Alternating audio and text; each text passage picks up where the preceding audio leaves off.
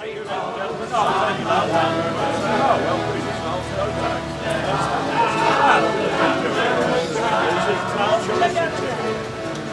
Harris, how are you? I'm good. Vicki McFurdleswood, how are you? I'm fine, Rolf thanks, Harris, did you have to say that? Yeah. To make sure you knew who it was. Well, absolutely. Well, what have you been doing today? Well, I got a phone call from Ray Cooney, the lovely Ray Cooney, who he's just had a very serious operation and he came out of it and he's got a film, he's making a film of his most successful play, which is called Run for Your Wife. And at any one given time it's showing in some theatre of the world somewhere. Yeah, Australia, South Africa, it's always on stage somewhere and it's so successful. And he thought, make it into a film and I'll ask all my mates to come in and do a cameo role. So he said to me, could you let your beard go scruff for about a week and turn up in scruffy clothes, which I did. Well, I actually came in my painting gear. I was painting this morning. I think it looks fabulous, actually. But I put a clean shirt on because my painting shirt's covered in paint. But this one looks as if it's painted, so that's all right. And so you've been acting came today? along acting like a busker. Yeah, and Sir Cliff Richard came along and he hadn't shaved for a day, you know. Cliff. What? You're looking different. What have you done? Oh, sorry, darling. I'll take off my disguise. Oh, that's better. That's better. Now, Cliff, I've got to say that you're not looking your usual self. What are you doing? Oh, I've got this fantastic part in the Ray Cooney movie, and I have to really get into the character. Yeah. It's a psycho case. Well, when you've worked with Rolf Harris, you become a psycho. I think you're right. How did you get to do this?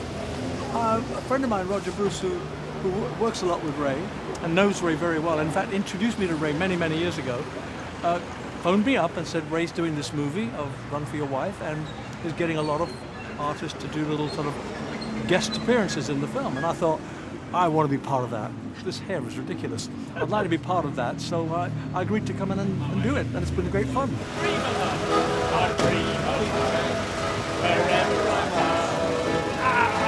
Barry. What? You're looking a bit the worse for wear. What's happened to you? It's my homage to Bill Owen in Last of the Summer Wine. You do look a bit like him. I know him. It's a bit disconcerting. So what have you been up to Well, today? this very afternoon, these two obscure buskers, I've never heard of them, Cliff Richard and Rolf Harris, was it? No. And I'm the man going round with a hat bottling, collecting from the queue for their money. And it's been a long, extremely pleasant afternoon. And how did they get you to do this? Ray Did this have Cooney any- rang me up. He said, I'm ringing 100 mates.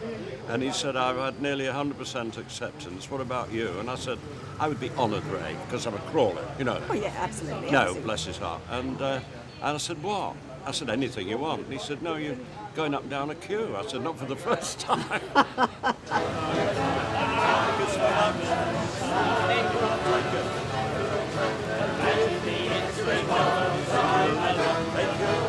We sang the song over and over, and Cliff early on said, you know, I don't think those chords are right. And I said, well, I'm sure it goes D to G. And he said, no, it's better if it goes D to E7th, then I can do that harmony.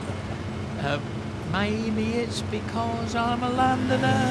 You know, that lovely harmony. And I went, oh, yeah, okay, let's do that. So we worked it together, and we had all the crowd singing with us, and it was one of those things where we had to just keep entertaining the crowd, otherwise they... Well, you did. I mean, you were witness. fabulous with the accordion and everything. It's good, and wasn't it? You entertained them. You were out there for about 3 hours. Thank God for you. Everyone was saying, thank God for Rolf, because you were keeping all the morale up. Well, my legs are like pieces of old sausage meat. I've never felt so tired on my legs.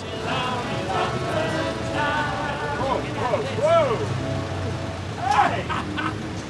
Hey, good on you, sport. Cheers, mate. The living doll. I got to go I'll see you later. because I'm heading home. See you. Look, I wasn't ready.